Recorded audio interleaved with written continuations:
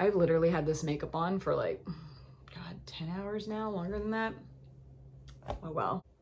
I understand that it's quite dark in my apartment right now, but it is 10:30 p.m. so of course it is. I actually recorded this entire video earlier, but I didn't realize I'd recorded like 45 minutes of footage, and I'm not editing that, so I'm going to shake up the video just a little bit.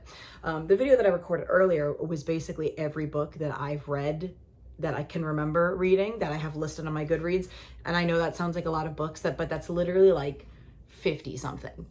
It's not a lot. Again, hi, I'm Shannon. If you haven't watched my first booktube video, go back and watch that now, because if you're confused as to what I'm doing on booktube, having only read 50 something books, hey. I mean, you're not the only one, I bet. So hey, I am Shannon. I'm your resident book bimbo, little girly who wants to read books now because I have a brain that will allow me to do such a thing. So this video is everything that little title says it is. This is every book that I have read in the past 6 months. I'm not really going to be ranking them in numerical order from like first favorites to fully least favorite, because I have a few different categories that I want to go through, because I want to give everybody a good idea of the books that I have enjoyed, the books I haven't enjoyed, and the books that I'm a little indifferent about, or the books that I can't feel like I can fairly characterize in one of these categories. So I went ahead and I made a few different lists for you all because, hi, again, my name is Shannon. I am here in BookTube humbly begging at everyone's doorstep to grace me with some crumbs. And by crumbs, I mean book recommendations, because I am a little book bimbo who has never read a goddamn thing in her life outside of the Twilight Saga.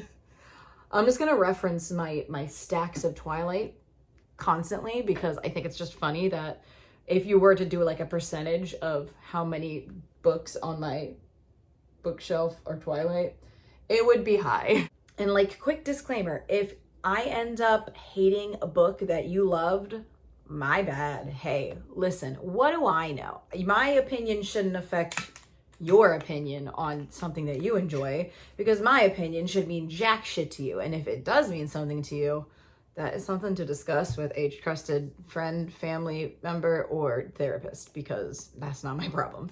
Anyways, we're gonna start with my faves that I have read so far. And I have picked my 10 favorite books, and you'll see why I'm putting books in air quotes here. And I'm gonna go ahead and list them from 10 to 1. 1 being my favorite of my favorites, 10 being my least favorite of my favorites, although I still liked it. So 10, we actually get a little darling in the book community, or at least people act like she's a darling. Her name's Leigh Bardugo. I think she has like TV shows based on her books, which is pretty cool and impressive, I guess. Although I guess I shouldn't use that as like a scale of whether someone's stuff is good or not, because I wanted to like this more, and I feel like it had the potential to help me like it more, but it didn't, which is sad. I was talking with a few friends about it, and I feel like Ninth House felt like it was supposed to be the first couple acts of a much longer book, which is silly because Ninth House is pretty long. It just built up to so many different things that you were like, surely, since this is these plot points have been emphasized and all of this conflict has been really leaned into here, this will come to fruition, or something will happen by the end of the story. No, the one plot point that I was really hoping to see resolved was not resolved, and it is alluded to being resolved potentially in Hellbent, which is its sequel that I do have on hold at the library, but I don't think it'll be in for a few weeks, so I'm really just hoping I get that soon, because depending on how much I enjoy Hellbent, I really think Ninth House could climb the ranks here. I enjoyed the world building. It at times felt like they were really trying to cram too much into too little space. But again, this is a series I know that she must be really building up on the world because she has plans to do a lot of stuff with it. So again, I have really high hopes. I'm being really optimistic about Ninth House here. So really all depending on how Hellbent goes. And I have such high hopes for Hellbent. I really think it has the potential to be so cool, because so far where it's at, I'm kind of bored. So fingers crossed, man. Come on, Galaxy Stern, which is just a silly name, but it doesn't matter. That is the main character's name if you don't know.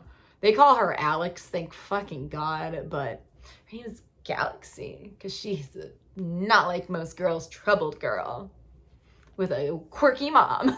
Because they all seem to have quirky moms. I don't understand it. Number 9 on this list is Bones and All by Camille DeAngelis. And again, if I ever mispronounce somebody's name or book or anything, please correct me. I would rather be corrected over and over again than confidently wrong. Because boy, I love to make an ass out of myself, but I would like to do it a little less. I was dragged to the Bones and All movie by my friends, and listen, I don't like gore visually. I can read it just fine for the most part. That might be giving me a little bit too much credit. All I need to say here is that I loved the book so much more than I liked the movie. And liking the movie is really a strong way to put it. The book, though, was really interesting, very fun. Yeah, just a cannibal romance. I mean, hey, what else could a girl ask for? Number 8 on the list was The Princess Bride. I actually read this book because of the podcast that I do. Now, I do a Twilight podcast with my best friend G. You can click our link tree below and see all of our social media accounts. Really, if you want to learn anything about it, just go to Tumblr. What it is doesn't matter. What matters right now is that we have a book club that is called Bella's Book Club that is a part of 3 Books, 1 Plot. And oh, there's my AC. Loves to interrupt me all the time. I will not turn it off though, because I refuse to surrender my comfort. But with Bella's Book Club, we have made a list of the books that are mentioned or in Twilight or any of the Twilight books. And we start reading them just to be like, all right, Bella, prove to us that you're not like most girls. Wow me. The Princess Bride was, I think, the first, if not one of the first books that we read by William Goldman. Now, I've seen the movie a bunch, love the movie. I think it's super fun. But I didn't realize that the book was just as fun, if not more fun. That is a book that I would love to own so I could reread it, because it was just such a silly time. If you've seen the movie, you get somehow the same experience, but it's like elevated because you get a little bit of the things that they couldn't include in the movie. Very fun. I recommend it to everyone. And what's funny is that the next on this list is Jane Eyre, which was another Bella's Book Club read. It's by Charlotte Bronte. I was supposed to have read this, I think, in high school, and I did not. Jane Eyre, I was not expecting to be so fun. But it doesn't start fun. It doesn't get fun until like the second half of the book. And then it's like, these are some dramatic ass bitches. I thought it was delightful. Funny. I don't know if it's supposed to be funny, but funny. I don't know much about many of the classics, but the ones that I have read, I have enjoyed more than I thought I would. I did read Pride and Prejudice back in 2020, and I was like, wait a second, I get the hype. This shit's fun. So there's some classics that I seem to really enjoy, and some of them that I've read that I do not vibe with, but we'll get to that. Next on this list, number 6, is not just a book. It is actually a series of books. It is the Murderbot Diaries by Martha Wells. Now, this is a series of novellas that also include a couple of short stories and a full-length novel that are centered around this character who is a robot that has basically been built to be security, to kill people if needed, just protect people. A bouncer of a robot to like a crazy level. And this bitch wants to be left alone. It is just like, I don't want to deal with you humans. You're so inconvenient, awful, and noisy, and loud, and gross. Just fuck off so I can watch my stories. And I think that's so funny and valid. I have friends that are obsessed with Murderbot and are like into it. I just appreciate it for what it is, which is nice and fun. Number 5 on my favorites list is Piranesi by Susanna Clarke. Okay, listen, Piranesi is baby. Piranesi is such a little doll of a protagonist, of a point of view character. I loved him. I'm not too sure what genre this is supposed to be considered. I do know that high fantasy is like, it takes place in a world that's super far removed from the present day that we live in. Like, it's a whole new world that the author needs to build. I'm not sure what it's called when it still has connections to like the modern world that we live in, something that we can recognize, but I know there's a term for that. But I'm literally only now learning what genres there are out there. And like, you know, phrases like TBR, everybody's like on my TBR, on my to be read. I was trying to use those phrases like regularly this week to get myself, you know, used to saying that, and it just felt so silly. I feel like I'm trying to like tell my family that I don't want to be resuscitated if I end up having like a heart attack or something. TBR, not DNR, TBR. I gotta really remember that. But I mean, if you have TBR and then you have a DNF, like if I get fucked up and mess it up and you hear me in a video at one point saying, my DNR, you have to forgive me. Y'all just love putting letters out there. Number 4 was I think the most shocking one on this list, and that is Tooth and Claw by Jo Walton. And the reason that is so shocking is because this was another Bella's book club read.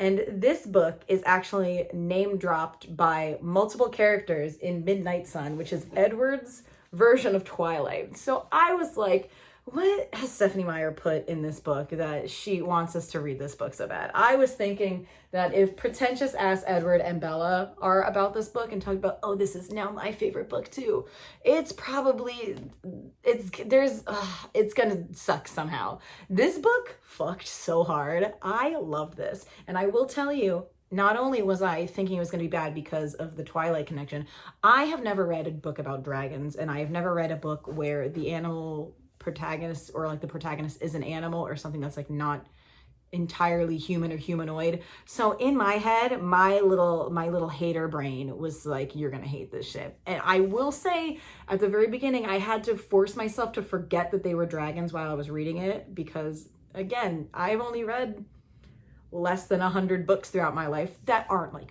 baby board books and stuff that I read when I taught. This book was so fun. The world building was so exciting. The characters were all really fun. Even the ones that were kind of like the antagonists and the bad guys were still also fun. Every single plot there were a few different plots, 3 or 4 of them, and each one of them was fun. Some of them were like, oh, we're having a great time over here. And some of them were like, wow, you're having a bad time. Let's see what this is about. So you really get a little bit of everything, but I'm almost mad about how much I love this book, because I'm like, damn, Stephenie Meyer. All right, you got me good there. Now, number 3 on this list is The Vanishing Half by Brit Bennett. And what's funny about this book is I bought this book back in 2020, back when I was like, oh, I am gonna be a reading girly this year. And it sat on my bookshelf until just a couple months ago. And I really loved this book. There was just something about it. It was so emotionally captivating. The characters are really compelling. You want to read even about the ones that are, you know, they're making mistakes and you know they're fucking up, and you're just like, no, don't say that and don't do that, and why? How have you done this with your life? And it really just from the get-go kind of grabs you and doesn't really let you go. And I feel like that's part of Brit Bennett's talent. I don't quite know what else she has out. I know there's at least one other book that she has out that people have really praised a bunch, but I want to read everything by her because I think she just has a talent for storytelling. And this is the first time I've ever read a book where I'll come across lines and I sit back and I'm like, damn, that's good. And I got my phone out and I started writing it because I was like, this is a really good line. I've never done that before. It was really exciting. So I'm excited to see what else Brit Bennett has out and what else she has in store, because it was so good. Number 2 is a Tamsin Muir book, but it is not The Locked Tomb. It is actually Princess Florinda and the 40 Flight Tower, which is Tamsin Muir's like fairy tale creation.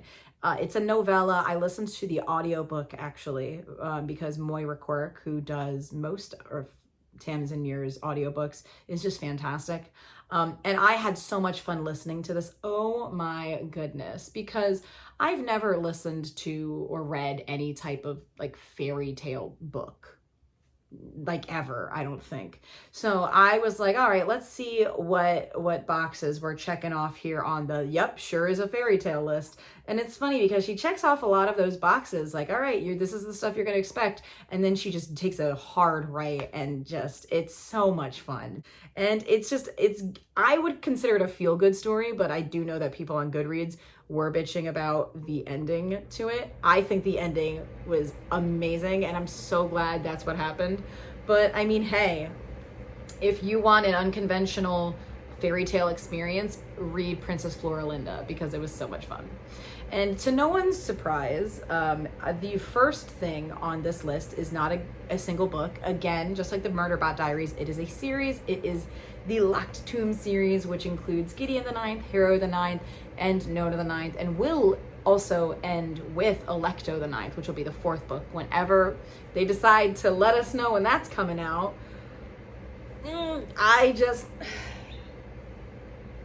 The things that this series has done to my brain, people talk all the time about how it's rewired neural pathways in their brain.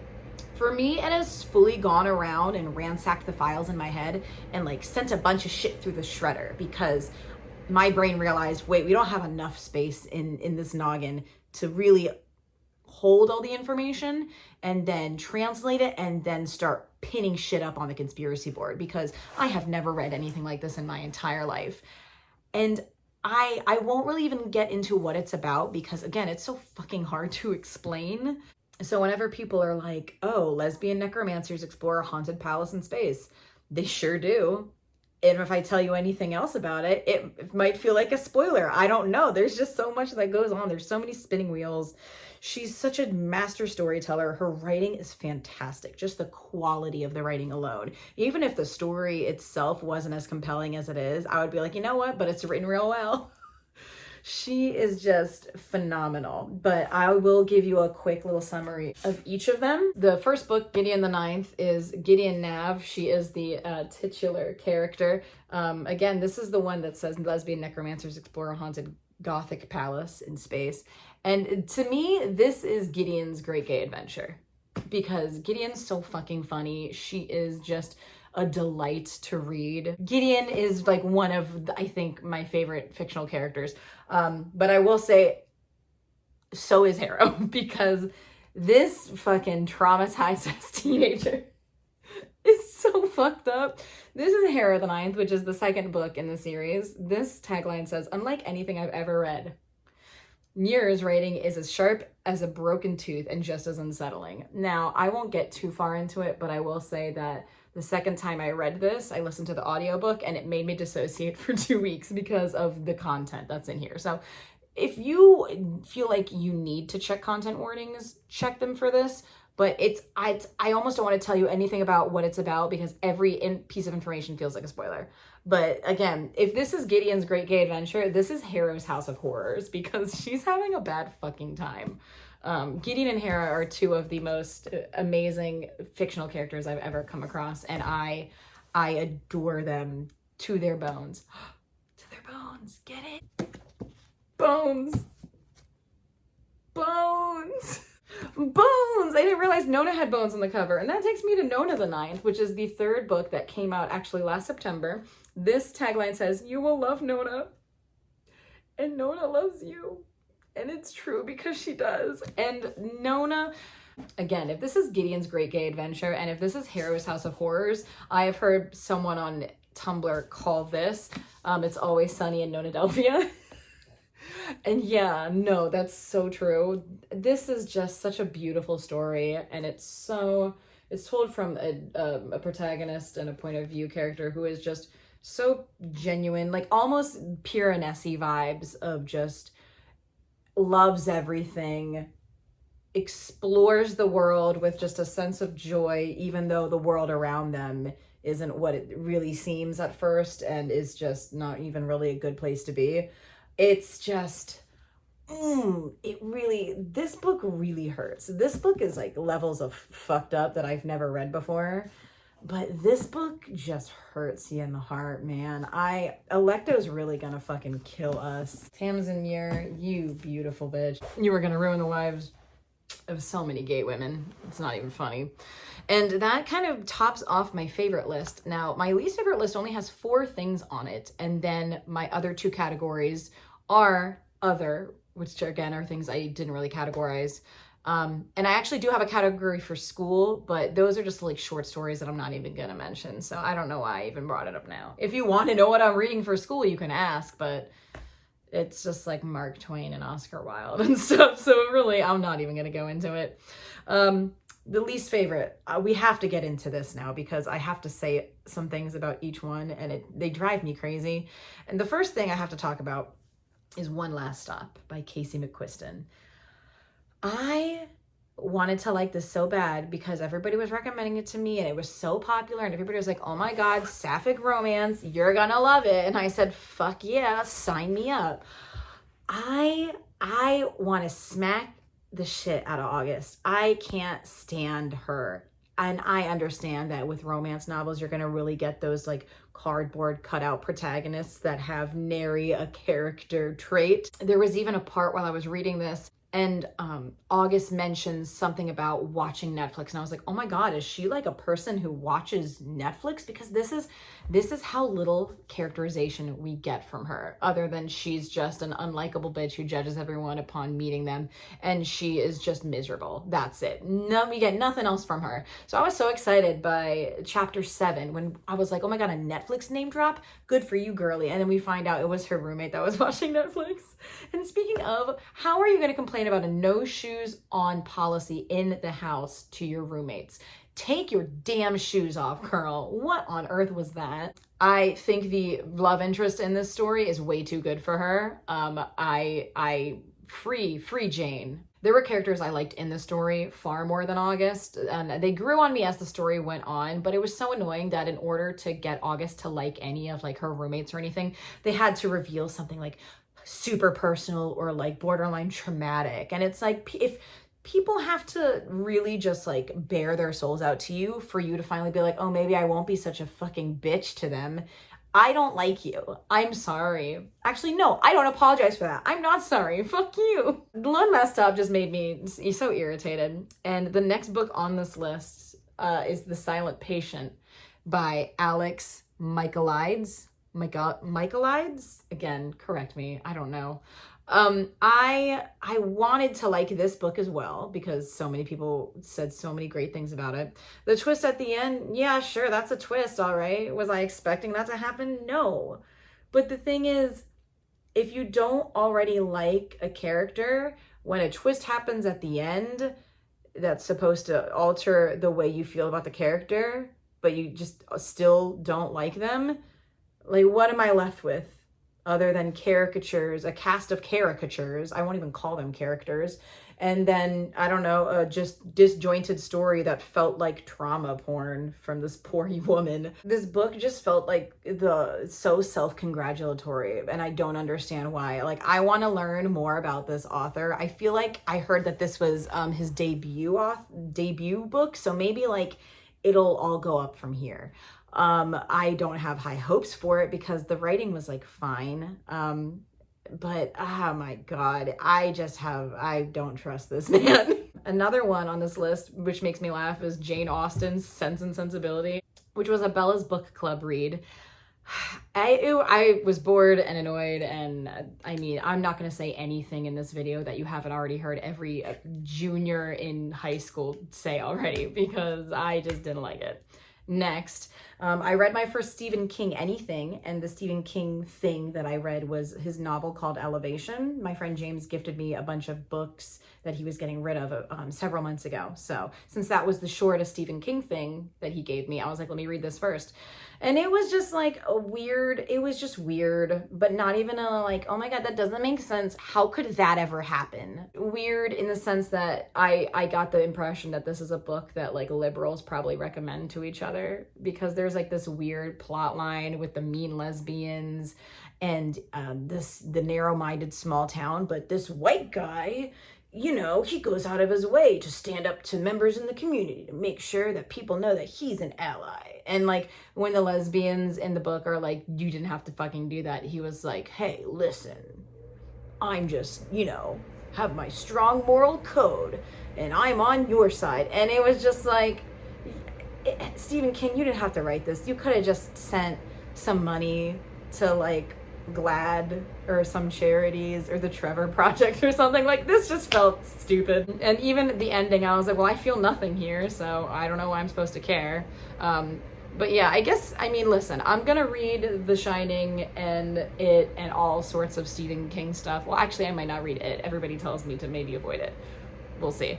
But he can sure tell a story, I guess. Like, he took us from point A to point, I can't even say point Z because I didn't feel like a full story. He took us to point G at least. And that really wraps up my least favorites. I only have a few other books to discuss that were on my other list that I don't really know how to categorize, so we'll get into those now.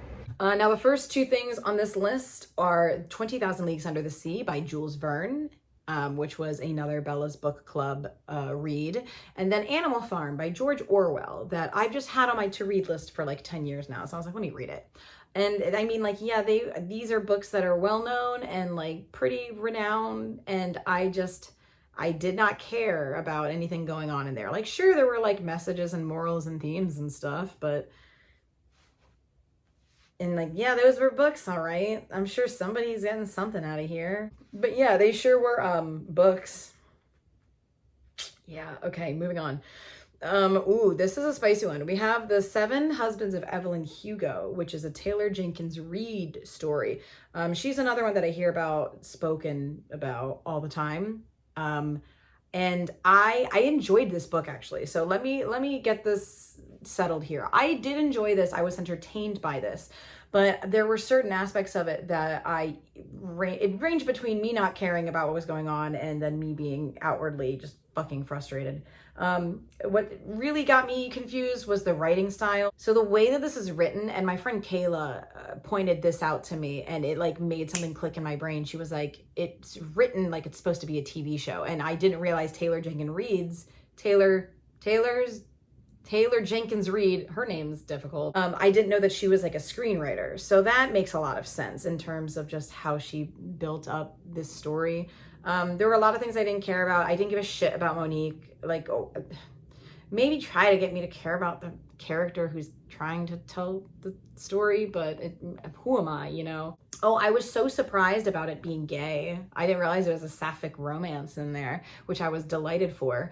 But what bugs me is that, and like, I want to look up Taylor Jenkins Reid to find out more about her, because I don't know what, I don't know her sexual identity or anything of the sort, but there are couple parts in this where Evelyn Hugo, who is the titular character, who is a bisexual woman, she gets into this weird discourse with her lover, who is a lesbian woman, about like labels and stuff.